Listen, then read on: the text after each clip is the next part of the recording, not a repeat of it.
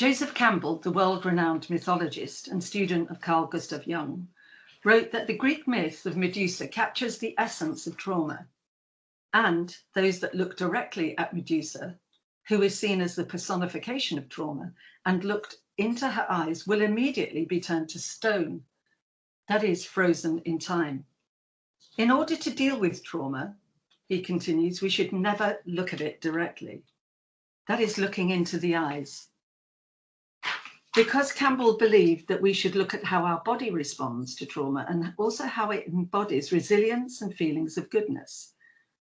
The central myth to both Jung's and Freud's psychoanalytic work are born out of trauma. For Freud, the Oedipus myth is where the boy is removed from his family, and later, unbeknown to him, he kills his father and marries his mother. Whereas Jung chose the Amfortas wound, whereby the young Parsifal, who had also lost his father, had to overcome many struggles and trials. His king had been wounded, which is the Amfortas wound, and Parsifal helps heal that wound. It is the physical pain that is also powerful within everyone that experiences trauma.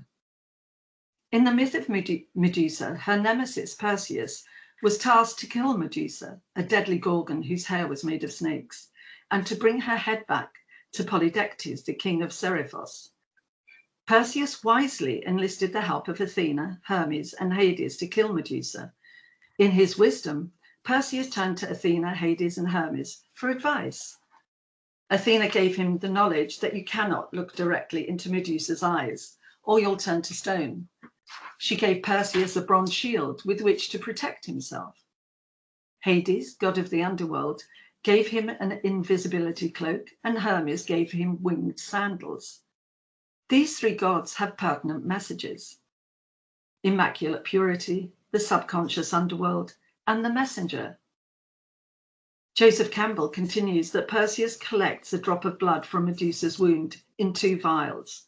One drop has the power to kill, and the other has the power to raise the dead and restore life, and become a vehicle for soaring into the heights of transformation and mastery, depending on how we approach it.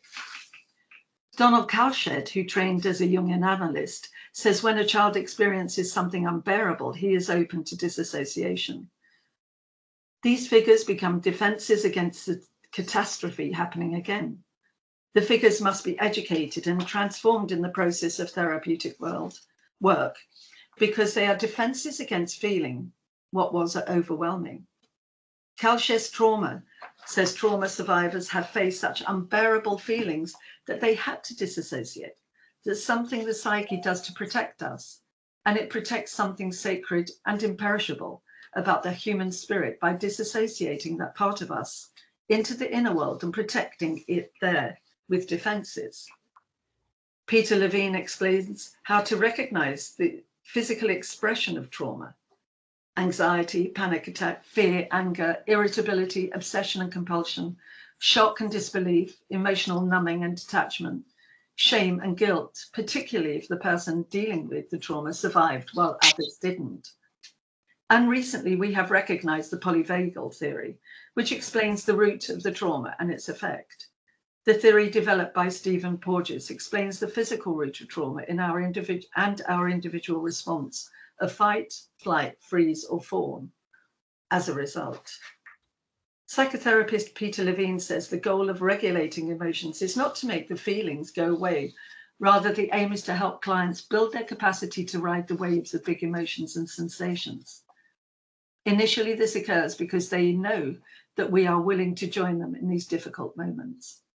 In time, this process helps them learn that temporary experiences of contraction can resolve into a natural expansion of positive emotions, such as relief, gratitude, empowerment, or joy. This is how to heal trauma, not by doing, but by safety, confirming experiences of connections and trust, and security of knowing that you belong. This is a vast subject, and the topic of complex post-traumatic stress is even bigger to discuss and may be difficult to enter into that today. But loss in any capacity inspires grief, and grief is most often experienced in 5 stages: denial, anger, bargaining, depression, and acceptance. The tragedy of trauma is the basis of the Western psyche. It is in the Christian religion that Christ was nailed and died on a cross. This can symbolize that human nature has the ability to endure unbelievable pain and overcome it. My question is, how do therapists help clients and their families with the repercussions of trauma, the residue of which is lifelong and transgenerational? I am Dr. Maria Kempinska, and today I'm delighted to be joined in this discussion with my guests, Gail Donnan and James Earl, both psychotherapists who have their own practices and both work with trauma and its effect on their parents and family, on their patients and family. Firstly, can I introduce you, Gail? Thank you so much for joining me, and please tell me more about yourself and your work. Hello, Maria. Thank you very much for having me. I'm a holistic psychotherapist and an interdisciplinary psychologist. And I have a private practice, and I specialise in trauma. And I also am a director of a community interest company, which support people in the local community with different approaches to psychological trauma. We are an approved centre with primary care networks, which means that encompasses about 17 GP surgeries. And we get referrals from all sorts of health and social care settings. And I am also the author of 2 books, mental health books, one for adults and one for children. Wonderful. Thank you again for joining me today. And James Earl, can you give me a bit more of your background? Hi, Maria. Thank you very much for having me on today. I'm a psychotherapist in private practice, and I specialise in working with relationships. So I'm a relationship counsellor. The variety of problems I usually encounter in that line of work include communication problems, sexual problems, and the recovery from affairs. And it's the recovery from affairs that quite often appears in the form of a trauma, because when an affair is discovered, it's a kind of non-negotiable fact that people try and get their head around, and yet quite often they actually can't. So although we might say the discovery of an affair isn't as life-shattering as, say, watching somebody being blown up on a battlefield, it can leave a very similar kind of trace. Of course, in addition to that, I regularly meet individual patients who have experienced trauma of different kinds. Recently, I started work with a film company called Shoot You, and the director of that company, Quint Burr, and we've been putting together short videos on mental health issues. Part of the intention of this is that in the post-pandemic times, we are noticing a huge upswing in mental health problems. And so we thought it would be helpful to do short 90-second videos about common mental health problems. So far we've done one on anger and one on trauma. And others are to follow. There'll be anxiety and depression and alcohol and various others. So I'm particularly interested in trauma because it links together 2 worlds that I've been in. One is the world of psychotherapy, of course, but the other is philosophy, which I used to teach. And the philosophical aspect of trauma is that quite often the problems that are experienced in trauma are kind of, have a sort of philosophical quality in as much as they're given, they can't really be negotiated. It's a matter of fact. That's what you're saying. Fact, yes. It's not something. It's not something that you can prepare for. I think that's the key. And this is that's so important, actually, because otherwise, actually, that's a good question to start with. Actually, Gail, can you prepare for trauma? Do your clients ever know that they are going to be in a traumatic situation? Can they prepare? I think it's a question of really intervention with children, I would say, to build resilience, because the stronger your mental terrain is, that would affect how your autonomic nervous system reacts to trauma and how quickly you can adjust back. And what sort of work do you do with your children? Can you give us an indication of how you work with your children? Is it only children you work with? You work with adults as well, Gail? No, we work with any age group of people. With children particularly who have suffered trauma. You know, children's prefrontal cortex is actually not involved in trauma. So a lot of the work has to be somatic. Yeah. So we do a lot of stabilization techniques, resourcing, really precision regulation of the nervous system. That can be anything to do with recognizing emotions, naming them, you know, and really looking at behavior, because the behavior is actually the symptom. And what sort of behavior do you see? We can see anything through from, you know, violent behavior, physical or abusive behavior towards their own family or peers or school. We can see a lot of bullying, quite reciprocal in both ways. Complete dissociation, you know, shut down, not having a language to speak about it. And what's the acting out in relationships, James? How does somebody find out? This is the big key, isn't it? We often talked about relationships, and you know, we've had the recent ones in the news about the politician who had an affair. And people used to say, well, how did his wife not know? Or how does the husband not know? What happens? It's unwise to make any assumptions in general about what the partner knows, because sometimes the person having the affair thinks the partner must know, even though it's not being discussed. And indeed, sometimes that is true, because there is a thing where we have an unspoken contract, that if the contract becomes spoken, it no longer works.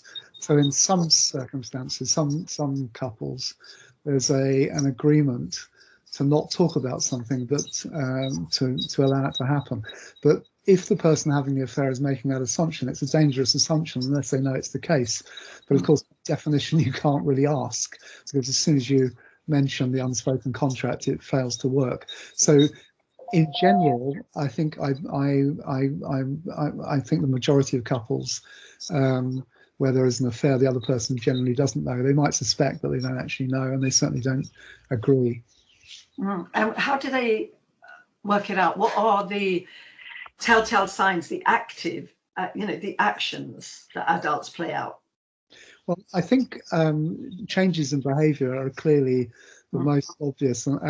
But I mean, what's interesting is when somebody's having an affair, the motivation for that affair is quite often that they want to meet needs that are not being apparently met in the primary relationship.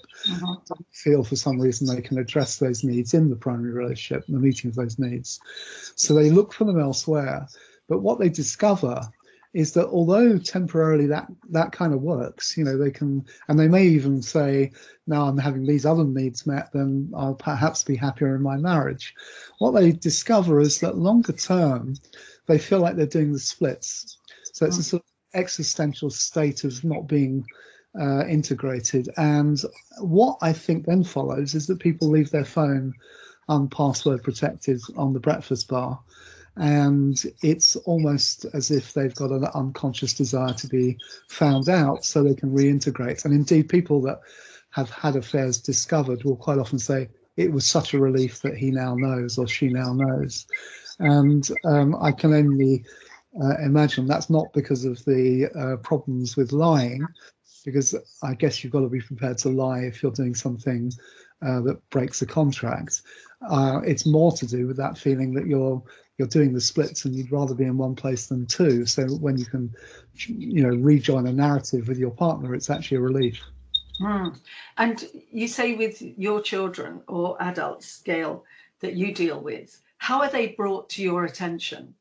What is it? Because normally, if you're not a psychotherapist who understands the secondary nature of behavior and can interpret that, how do people come to you, Gail? I would say in my private practice, it's concerned parents that have noticed, as James said, change in behaviour. They can present in eating disorders or self-harming or just withdrawal, really. And in the referral system that we work with through the primary care networks, that's possibly due to changes in behaviour too, but more to do with, I don't want to use the word antisocial behaviour, but behaviour that's outside the norm, as say, perhaps troubling behaviour at school, that sort of thing. I would say it's definitely behavioural changes. And how do you address? Can you give us the difference in how you address a child as to how you address an adult, Gail?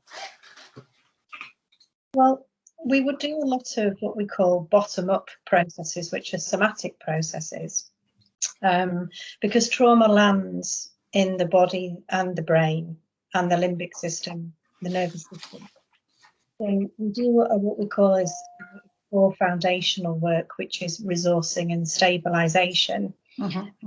With children, the assessment, the language around the assessment psychotherapy forms has to change because it's obviously different to an adult. But we do a lot of bringing down clusters, identifying any intrusions, trying to reduce the triggers, and a lot of emotional regulation and behavioural regulation techniques. Yeah, and what do they look like? Is that in form of play? We would do play therapy, we do sensory play, we do Lego therapy, I do sound therapy with children. They could look like a timeline, which we would do with art and craft materials. So it's not all narrative focused, it's more process focused.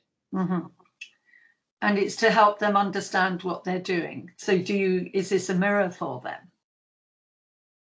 Yeah, but also it's to kind of work on their belief systems, because trauma leaves you with, certain beliefs and cognitive perceptions. And really it's to help them avoid mirroring abusive behaviour as well, actually. Yeah, so what sort of children have this trauma? What is the trauma for a lot of these children that come to you? I would say we've got a lot of parents who have perhaps gone down the drug abuse route, perhaps found themselves in prison.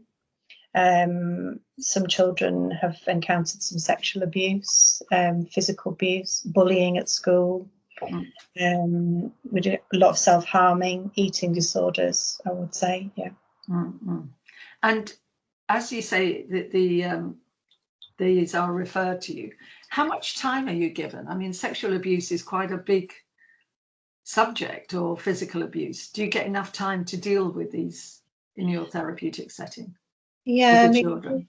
Yeah, we're actually funded. We're a community interest company, so we attract funding from all sorts of different areas, and all the practitioners that work with us will work on what we call a reduced rate, and we work with people until we feel that they're okay.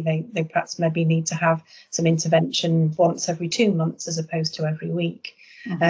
So we do, nothing we do is for free, actually. We always ask people to try and pay what they can afford, because we feel it devalues the service if it's free. So our pot keeps getting topped up by lots of different activities we do, because we work with a lot of adults as well, and we put on group sessions and workshops which people donate to. Yeah, and do you use the same methods for adults as you do for children? Yes, I think the difference would be the assessment forms, the language around the assessments, and we would use a little bit more cognitive work with adults. But with adults and children, we all know trauma lands in the body, so a lot of our work is somatic, but I would say predominantly with adults we do a little bit more cognitive work. And moving to you, James, when Viktor Frankl was in a concentration camp, he said the way he got through his life, and this is now coming, lots of people are talking about Viktor Frankl, particularly at this particular time, is trying to make sense, trying to make a meaning out of the traumatic situation. Is that what you find with your adults? Yes, I mean, if I can give you an example of the sort of thing that I've worked with in the past, which is actually not a relationship issue, but one that I think illustrates something about the nature of trauma. I was working with a first responder who, back in the 1980s, had attended a really serious rail crash, a railway accident, and had been trying to cut through the twisted metal to get to somebody who was in pain and clearly, in serious trouble. And by the time he got to the person, the person had sadly passed away. And his experience of that was so awful that it was stayed with him, sort of 30 years later. I think the treatment that, or the sort of help or support he got at the time was absolutely minimal. Apparently, he said that anybody that had been at that crash site was given the day off the next day. That was it. Obviously, we know a lot more about trauma even in the last 30 years, and we don't behave like that now, or at least I hope we don't. There's more support around, but it was interesting with this guy because he said he would wake up in the middle of the night, so typical sort of trauma symptoms, intrusive thoughts, nightmares, cold sweats and so on, as if he was revisiting the experience all the time and going back to what you asked me, trying to make sense of it. And the struggle there is that although it's a natural human thing to try and make sense of it, it is also almost beyond comprehension. It's just a terrible thing. And there's no control that you can really get over it. So what I think quite often happens is people revisit the scene of the trauma to try and get, in the hope that they can finally get control over it. And of course, that's a doomed enterprise. They'll never get control over it because it's done. It's in the past, and it's it's what it is. So, in fact, the intrusive thoughts are a sort of positive attempt by the person to try and get control over the awfulness of the. And what we do in therapy is not encourage the person to keep telling that story, because if you think about it, just telling the story again and again and again will just, if there's no control to be had, will just be more and more experiences of the same thing, which the patient's all too familiar with usually. And it can re-traumatize. Absolutely, yes. And actually, I think before we got a bit wise about these things, quite often we felt we were being helpful by asking you do need to hear the story, because if you don't hear the story as the therapist, you don't know what they're wrestling with. You certainly don't need to hear it repetitively. And what we end up doing with that is teaching the person what they might do with a really terrible, non-negotiable piece of awfulness in their life, because it's not so much about getting closure. I wish there was such a thing as closure. Of course, that's a myth. There's no such thing as closure. But what there can be is a clear path forward, where the trauma is still there, but it's not standing in your way the whole time.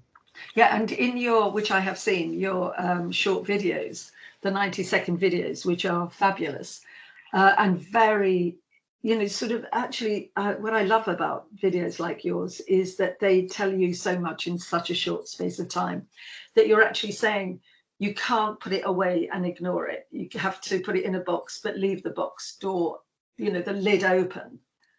That's the sort of, I think, the really subtle thing, because, we tend to think in binary terms. Either we've got to talk about it the whole time, or we've got to sort of try and forget it and get closure. And of course, with something like, seeing somebody die in front of your, in front of you when you were hoping to save them, you can't really do either.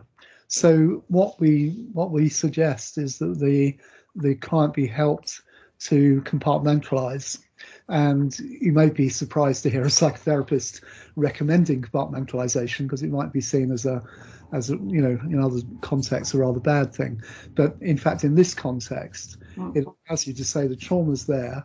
I can visit it whenever I want to, but I know that when I do visit it, I won't get control over it.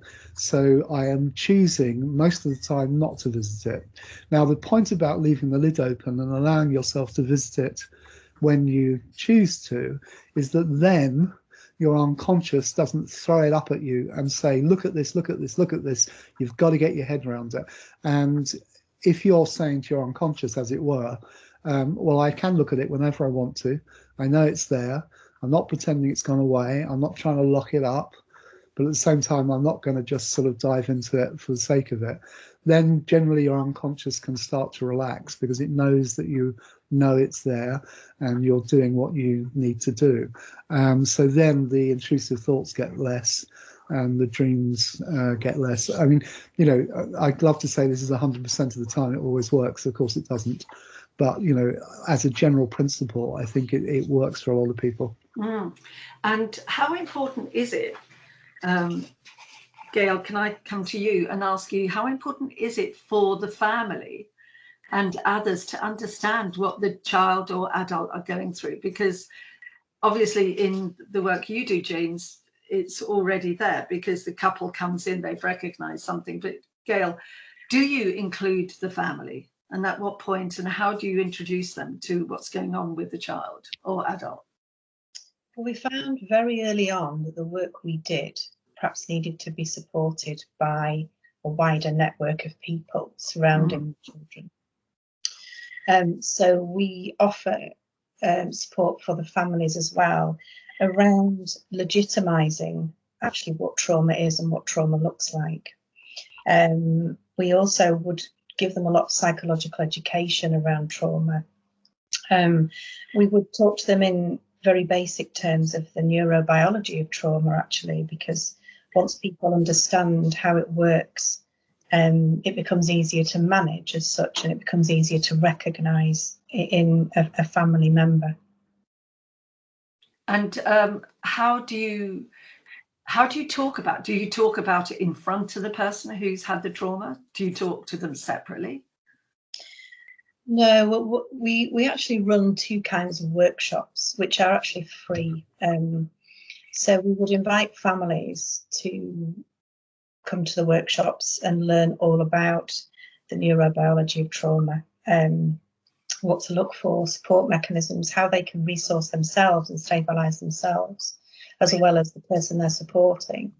And we also offer, obviously, private one-to-one time with the client. And then we also offer workshops for health and social care services. So, you know, we would get inquiries from schools or perhaps mind doctor surgeries. So we would put on separate workshops and just accommodate, you know, who's on the workshop. And how does it affect them? Does it make them understand more? Does it actually make them far more compassionate? Does it make them stop taking drugs or stop hitting the child? Yeah, I think psychological education is key here, because also we can see a lot of psychosocial conditioning that has gone on historically.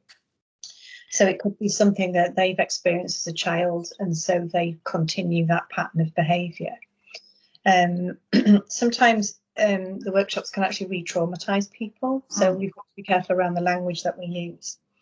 But my history really is anatomy and physiology. I used to teach, and so I find that if you give someone a little bit of education around the anatomy and physiology of trauma, you can see a light bulb go on.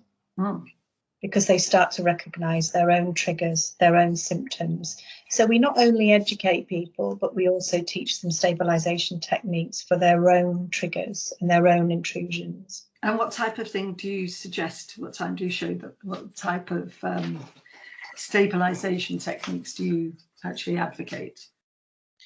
Well, you chatted about the polyvagal theory. You know, the universal accepted model of the nervous system has changed from the late 90s with Porges's work. And we teach them that they can actually go in between what they call the spinal sympathetic chain, which is fight or flight, or the dorsal branch version, which is slow down, shut down, or depressive behaviour. And we teach them that it's okay to be in either of those states and that everything isn't permanent. So me personally, I'm a meditation teacher. So I would teach people there are lots of different meditations, short or long, that we can teach people to bring their nervous system down so they can do some precision regulation.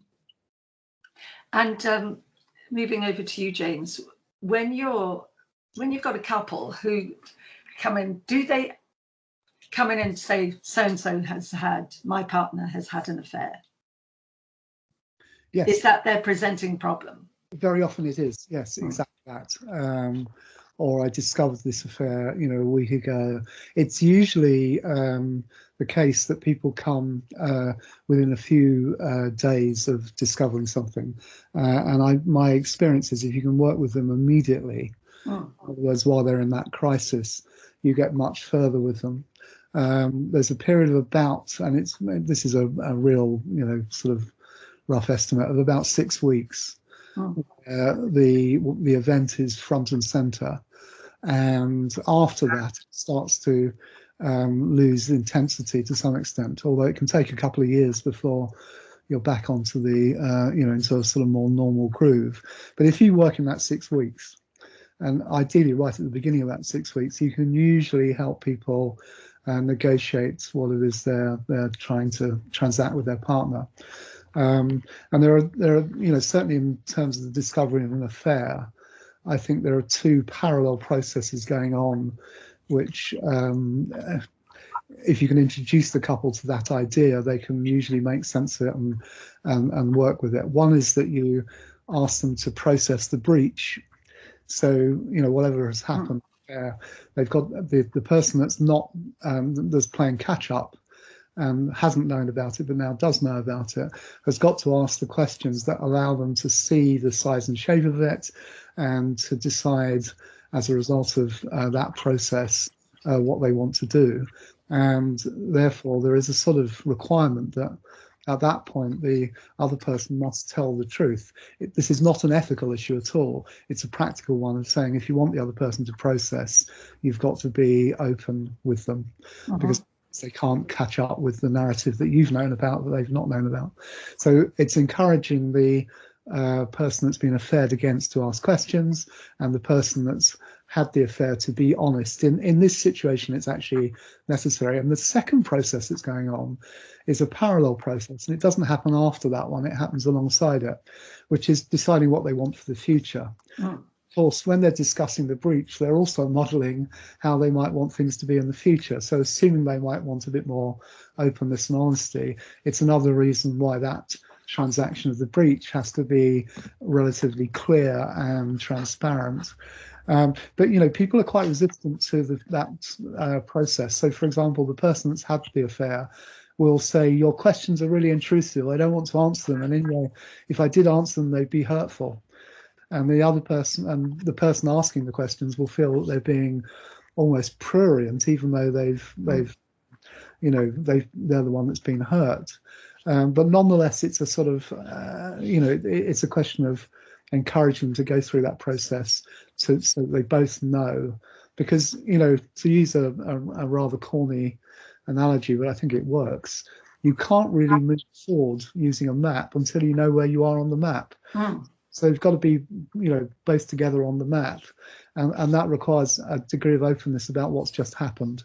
So that's the process that I generally try and help them with. Firstly, talk about the trauma, the affair, the discovery of the affair and what was going on. And then secondly, alongside that, discuss what you want for the future. And do you always see the couple together? Do you ever take them separately? Well, now that's a very good question, because in Relate, where I used to work, they always see the individuals and the couples separately as well as together. So the first couple of sessions will be with the individuals. I will do that if the couple wants me to, because there may be reasons where either person is reluctant to speak openly in front of their partner, so sometimes it can be helpful. But on the whole, I prefer working with the couple from the get-go, and unless they ask, I'm happy with working with them both in the room.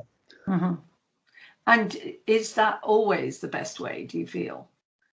Well, it's the quickest way quite often. Okay. Because I think sometimes when, there's one person coming to tell you their story and then the other person telling you their story, and of course as a counsellor you're absolutely obliged for each of those individual sessions to be confidential, so you're not allowed to raise any of that material in a subsequent couple session. So there's quite a lot of work that then has to be done with inviting the individuals to raise those pertinent issues in a couple session, because you can't. So quite often cutting through all that and just doing the couple sessions, I think is quicker. Now, clearly that can sometimes inhibit people from speaking completely openly, but one of the things we're trying to encourage here is a more open acknowledgement of needs and wants, and more honest transaction for the future. So in some ways, I think modelling the couple in the modelling for the couple in the room what they might want in the future is a good thing. And is it easier when they don't have children? Well, actually, it's interesting because I think children complicate the situation, because what it generally means is they don't have the liberty of leaving the relationship. Although people will think, well, am I staying or am I going? If you've got kids, there isn't a going. There's a redefinition of the relationship. You might don't want to be a romantic couple, but you are going to have the other person in your life probably forever because of your children. Now, that there's an exception to that, which is if somebody wants to walk out on their kids, but that's extremely rare. Most people that have had kids want to be in their kids' lives for obvious reasons. So the choice is, are we continuing as a romantic couple, or are we just co-parenting? And actually the requirements vis-a-vis the kids for both those situations are exactly the same. You've got to have good communication, you've got to be gently affectionate with each other, and if you're helping a couple post an affair to get to that stage, it's almost putting the cart before the horse to decide whether they've got to be a couple here and now, or whether they can leave that one for a little way down the line, because they've got to communicate well if they've got children.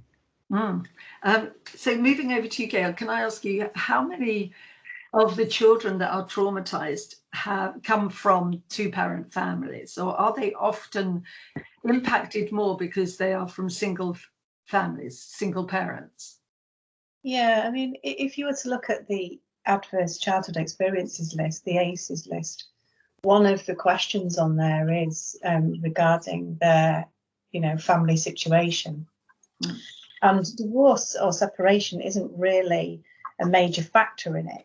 It's the run up to it, or the build up to it, let's say. So in answer to your question, I'd say probably 80% of the children we see would have come from that sort of situation, the family home, And is there some way, I mean, as you say, James, that we didn't have this in our training, even as therapists, until the 1980s. That's right. Trauma wasn't recognised until that period of time. So they only recognised trauma from, even from the soldiers, and what they went through was shell shock. And the complex PTSD was, I don't really think that's ever been fully recognised. But here we are, we're talking about the affect of trauma. So do parents now, should we teach this in schools? I've always had this, sort of when I was training to teach, I did drama workshops with children from battered wives.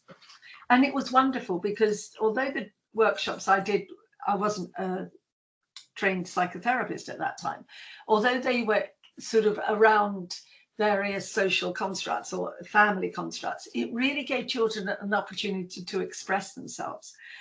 Are we missing a trick by not doing this in schools? And can we put more pressure on schools to do this? What do you think, Gail? Yeah, I mean, we deliver a mental health first aid qualification, which is trauma informed. And last week I went to a school in Leeds, a huge secondary school, and taught 20 teachers. They weren't faced. There were more pastoral and safeguarding staff. Some of them did still teach. And after the 2 days, the trauma informed, me delivering the course, the school realised that perhaps they need to send another 20 teachers on, because me having the conversation with safeguarders and pastoral teams, none of them seemed to be very trauma informed. So I think, yes, it's, to me, it comes down to the whole point of psychological education, and that can be delivered in quite a simplistic way to children. And we know that we have a number of charities that help in schools, but I believe that there should be more actually psychotherapeutic sort of communication within the school. So not rely on a teacher. Teachers have so much on their minds that they do often recognize that something's wrong, but how do they work with it from there? Even the pastoral care is limited because they really don't know what the next steps are. And they often will take a child to, they refer them to the various social services that may not be the right approach. And to have counsellors in school may be the answer.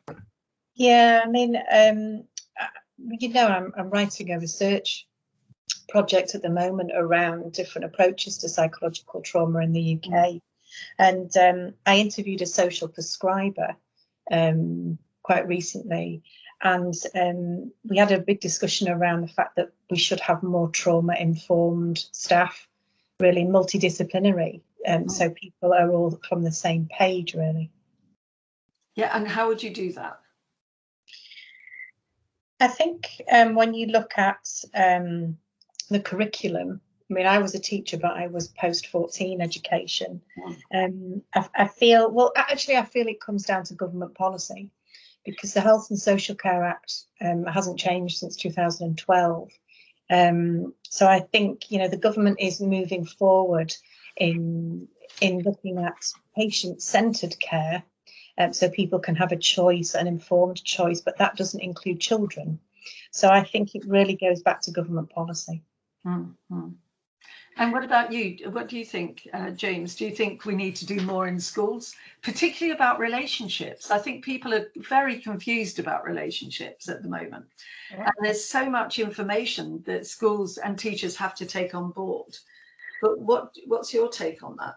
I mean, the quality of sex education, which I think they now call sex and relationship education, is generally not good.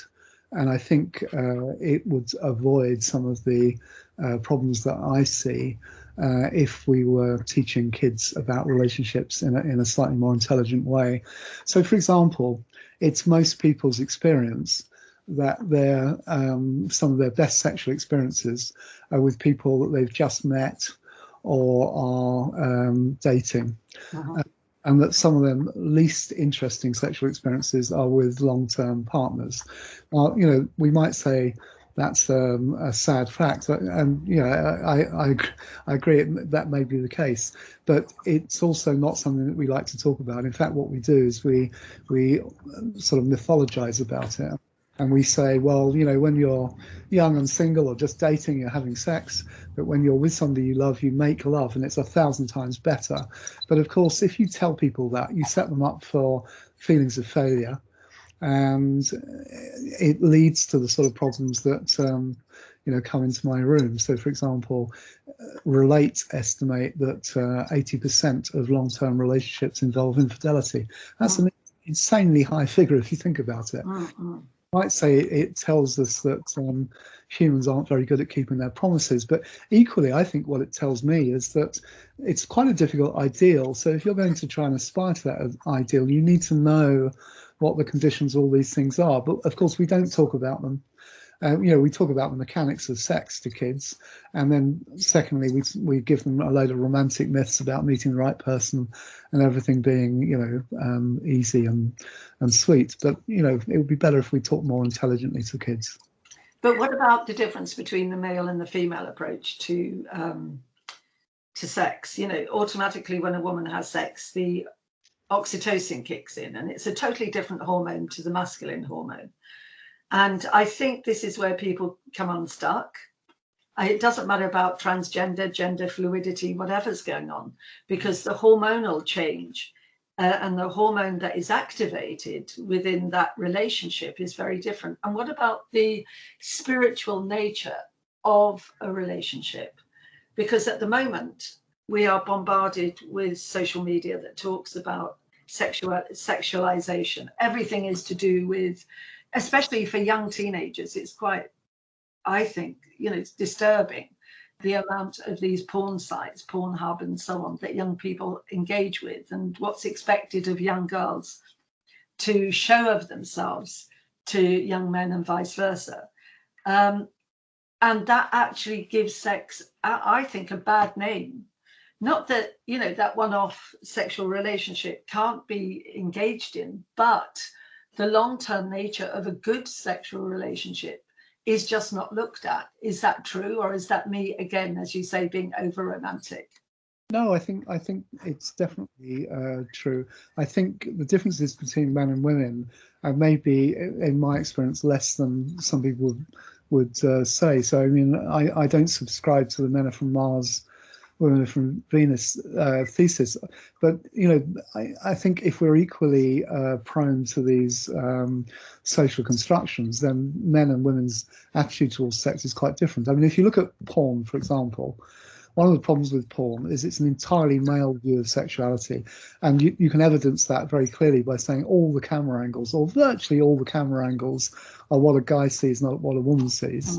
And secondly, most of the acts being depicted are things that men tend to like or fetishize, and women may not like so much. So it's a very gendered view of sex. And of course, if you give that to, you know, a 14-year-old boy or younger even, you're helping condition them to view sex which is unrealistic and highly you know, distorted. So yeah, I think we've got to address these issues too. I mean, you know, one way of doing that might be to talk to kids about what they think is going on for the two genders, and how they think that sex might take a part in their lives, because we're quite uncomfortable with the way in which it sits alongside love. And you know, we tend to, on the one hand, sort of sexualize everything in society, and on the other hand say sex is only sort of reasonable and safe if it's within love. So you know, if we've got that romantic myth of containment within love, how can we sexualize the whole of society? It doesn't, you know, it's not congruent, if you see what I mean. Yeah, but it's difficult to know how you actually put that into the educational system, and are we trying to overburden the education system with the impact of the psychology of relationships? Do we need, and something I always thought about when I was training to teach, to have training on how to be a parent? I think that would be a very good idea. I mean, if I can go back to another piece of education that might be really helpful. I mean, one of the things that I think kids could really benefit from is looking at how there are aspects to life which are in themselves traumatic. So I would argue that everybody will experience trauma at different levels. Let's take, for example, the death of a parent. Unless you happen to really, you know, have never connected with your parents or dislike them, or you know, whatever, most of us will see that as a you know, a very sad event. But you know, it's inevitable if things follow a normal course. But we don't really talk about what that means. You know, why is it that we'll have these non-negotiable terrible things happening to us? And just if I may, there's a lovely little story which illustrates this very well. The young man goes to the religious master, the priest, and says, "Could you give me a blessing because I'm getting married tomorrow?" And the master says, "Yes, of course." And he thinks about it for a little while, and then he says, "My blessing, my son, is that your father dies you die and your son dies. And the guy looks at him and says, "Why did you curse me? What did I do?" And the master says, "Well, that's not a curse. That's the order it should happen in." Yes. And the point is this, that the guy saw that as awful because it is awful. Yeah. It's trauma. You're going to leave your kids alone in the world if you've got kids. Nothing in that makes you go, we don't talk about these things with kids. I don't know why, but we should.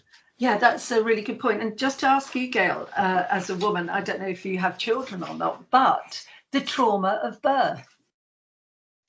We all actually naturally have gone through a trauma. The birth itself is a trauma. I know you have children, James, and I'll come back to you. But Gail, what do you think about that? Is it recognised?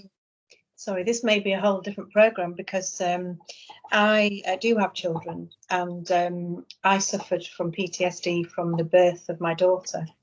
And back then it wasn't recognised. I'm going back 16 years, and I've actually had therapy and I've had EMDR and things to cope with that. But at the time it was recognised as postnatal depression. But actually, when you unpick that, it was PTSD. And I think, I hear a lot from young people who are now girls who now have had children, and they're either working from home or they're trying to raise a baby, and they now have to try to understand, who is this person? How do I make sense of this? What do you think, James? I wish this was, a regular lesson at school. I don't know quite how it will be done, but I suspect that Gail might have some thoughts about that. But parenting, relationships, these are all things which everybody's going to be involved in. And yet we somehow seem to sideline. In fact, we turn it into, a rather sort of mechanical thing, because sex education is still basically about mechanics, and of course sex and relationships are about meanings, not mechanics. And this is so interesting. And Gail, do you find that the trauma that you see in your children reflects and imitates a trauma the parent has gone through?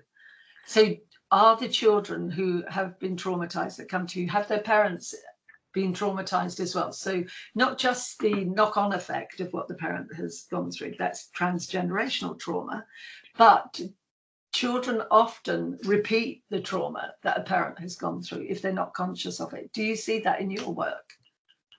Yeah, I would say there is a proportion of that. Yes, Maria, definitely. I think it kind of revolves around people learning to feel safe in dangerous relationships, actually. Yeah, and how do you do that? How do you recognize that? How do you address that? I think we would, if you look at how the body kind of regulates itself with emotional regulation, and teaching children to recognize big feelings, teaching about boundaries, healthy boundaries, teaching about self-esteem, really examining people's negative and positive cognitions about themselves.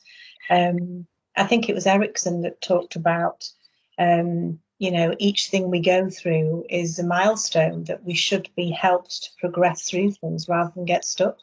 And he was the one that, so it's so important. And we've lost all those rituals in our life that takes us, to another step further forward in our life. So we've gone from now, the birth, we go into the childhood, the infant, the child, and then the teenager, without really understanding the transitions of all those areas. Do you think this would help people when they're in a relationship, James? And what is the repetitive nature of these, family, there's relationship betrayals, let's say? Yes, I'm just going to pick up on the idea of these sort of stages, because I think one of the things that has always struck me is that when people are talking about difficult teenagers, it is sometimes helpful to say this is the job that the teenager actually has to do. So when they're sort of, being difficult and non-communicative and using slang that we don't understand, expressing views that we find perplexing, they're not doing something which is deliberately meant to, well, it may be deliberately meant to upset us, but it's actually got a purpose for them, which is developmental. So they are preparing to become their own selves and to get out from under the sort of the twin gods that existed in their universe while they were a kid. And they've got to somehow sort of demote to human level. And I think just understanding that process can help both, teenagers navigate it, but as importantly, parents navigate it. I suppose quite a good motto from that is don't try too hard to understand your adolescent kids. Yeah, but also not to leave them too independent. Because if you take no notice of what your child's going through, it can be equally as dangerous, that isolation, because very often, mostly I think this happens in America, but also can happen here, more and more knife crime. I don't want to get into this too much and we don't have time, but if you're not mindful of what your child is going through, they will go into the wrong areas and they suddenly get stuck in a mindset that you cannot even begin to recognize. So it's that fine line, isn't it, James? Absolutely right. Remaining emotionally available and yet, sort of allowing them space to be themselves is the key thing. But isn't it also when a child observes parents being able to talk, they learn equally to be able to talk? So does it come back to the parents? I think if you can model for your kids how a good relationship looks, they're going to be equipped for life. And of course, no relationship is perfect. So we're talking about what I think Winnicott calls good enough parenting. I'd extend that as far as good enough relationships. Yeah. Relationships don't need to be perfect. They need to have a degree of conflict in them because the individuals in the relationships are different, and that can be a source of energy rather than distress. Yeah, and it's important that the couple can move forward, and as they grow, of course there'll be a difference, and then it's explaining that difference, understanding, and then coming back together again. What's your take on teenagers, Gail? It's a big story. Well, I just wanted to refer back to, I wrote a book last year about supporting children through their mental health, as you know, and very early on in that book, I actually do a chapter on the stages of human development, so parents could read it and think, wow, this is where I'm at with my child. And going back to what James said, that they need to work through the process, and also with the, Winnicott's theory of good enough mothering, good enough parenting. But there's a lovely poem actually by Gibran, which you've probably seen. It's called On Children. I've actually put a copy of it in the book, and it says that your children are not your children. They come through you, but not from you. And though they are with you, yet they belong not to you. And I just think it's such a poem about parenting. So whenever I'm feeling a little bit challenged by teenagers, I go back to Erikson's theory of human development. And like James said, it's a process they've got to go through. But if you don't understand that as a parent, it can be very challenging.